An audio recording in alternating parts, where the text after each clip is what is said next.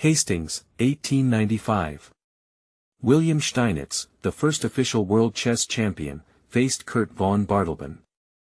Let's take a look at the game.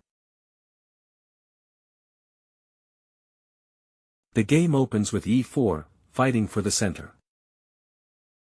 Black replies with e5, strengthening control over the center. The game continued with knight to f3, targeting the pawn on e5.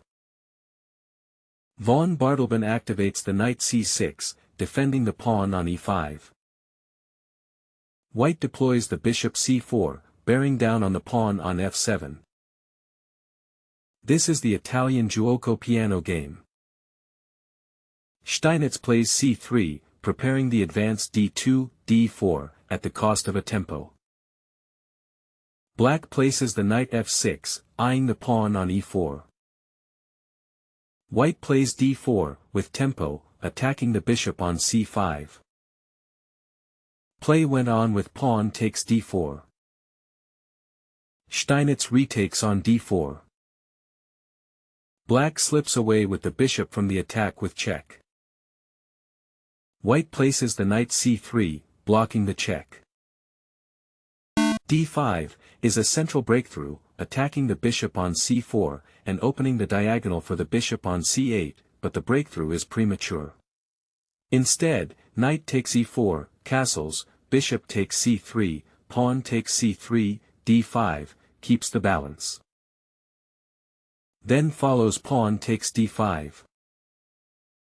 Von Bardeleben snatches back on d5. Castles, completes development of the kingside, bringing the king to safety and freeing the knight on c3, white allows the capture on c3.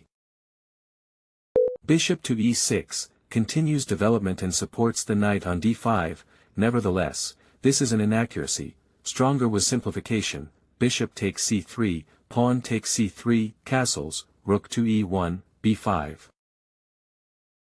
Bishop to g5, develops the bishop with tempo, attacking the enemy queen on d8, still, the strongest was rook to e1, castles, knight to g5, knight to f4, knight takes e6.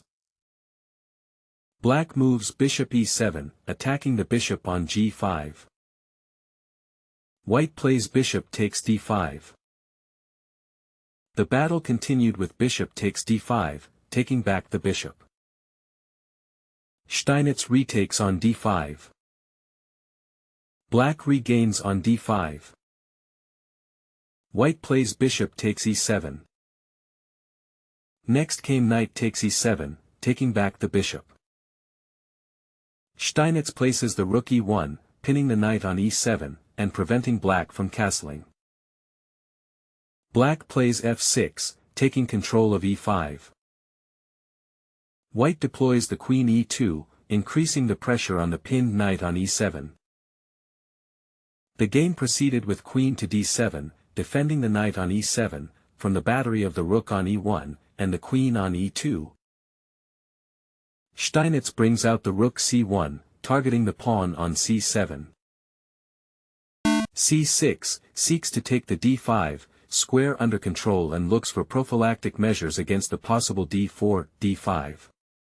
Yet the move changes little, the king remains in the center and the rooks are disconnected.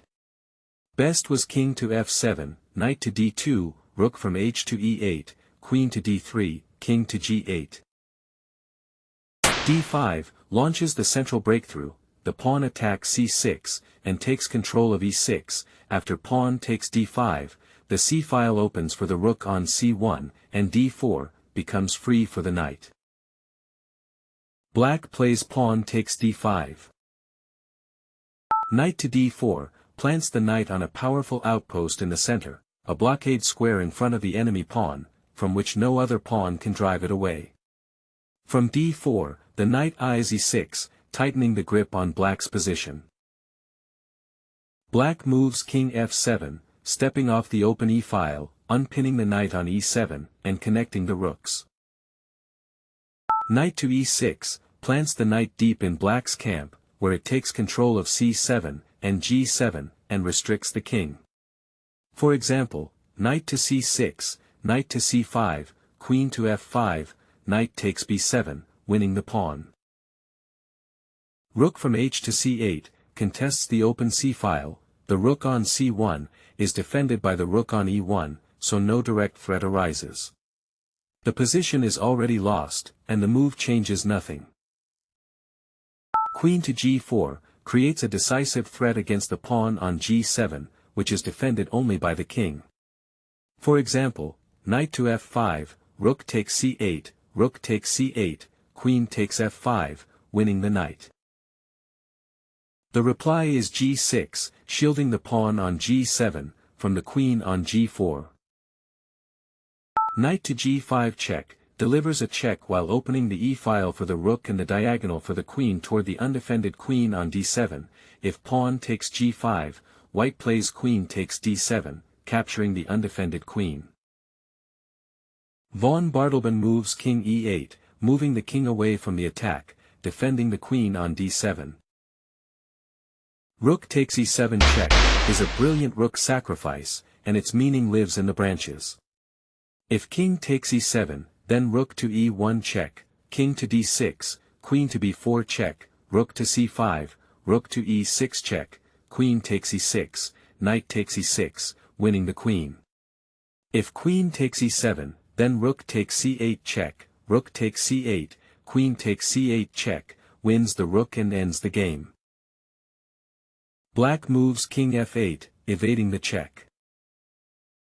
Rook to f7 check, continues the checking pursuit. The queen cannot take the rook, because that would open the diagonal for the queen on g4, the black king is driven toward the corner with no shelter in sight. Black moves king g8, escaping the check. Rook to g7 check, continues the pursuit. If queen takes g7, then queen to e6 check, king to h8, rook takes c8 check, wins the rook and the game. Play went on with king to h8, stepping out of check. The game continued with rook takes h7 check, and black resigned. If the king goes to g8, then rook to g7 check, if king to f8, then knight to h7, king takes g7, queen takes d7, winning the queen, and if king to h8, after rook to g7, check, then queen to h4 check, king takes g7, queen to h7 check, king to f8, queen to h8 check, king to e7, queen to g7 check, king to e8, queen to g8 check, king to e7, queen to f7 check, king to d8, queen to f8 check, queen to e8, knight to f7 check, king to d7. And queen to d6, is checkmate.